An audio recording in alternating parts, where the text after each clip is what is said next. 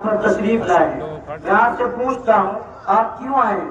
ظاہر سی بات ہے آپ کہیں گے نماز پڑھنے کے لیے آئے ہیں۔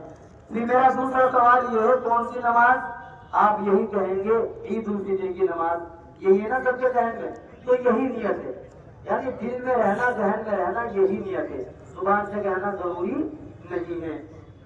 یہ تو نیت کے بارے میں ہو گیا۔ اب نماز کا طریقہ یہ ہے، دیکھو نماز ہوگی سب سے پہلی تکبیر ہوگی اللہ اکبر، اللہ اکبر کہہ کر ہم ہاتھ باندھ لیں گے، ثنا پڑھیں گے سبحانک اللہم و بحمدک، اور اس کے بعد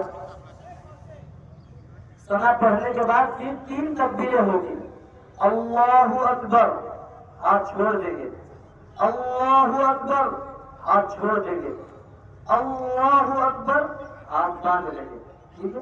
اسی طریقے سے پہلی رکعت مکمل قرات ہوگی، اس کے بعد رکوع کریں گے، سجدہ کریں گے، 1 رکعت مکمل ہو جائے گی۔ دوسری رکعت کے لیے جب کھڑے ہوں گے اب پہلے قرات ہوگی، سورہ فاتحہ پڑھی جائے گی، سورہ فاتحہ کے بعد سورت ہوگی، اس کے بعد پھر 3 زائد تکبیریں ہوں گی، اللہ اکبر ہاتھ چھوڑ دیں گے، اللہ اکبر ہاتھ چھوڑ دیں گے، اللہ اکبر ہاتھ چھوڑ دیں گے، چوتھی تکبیر کہتے ہوئے ہم رکوع میں چلے جائیں گے۔ آپ سمجھ گئے ہوں گے ماشاء اللہ۔ اب آپ نماز عید کے لیے کھڑے ہو جائیں۔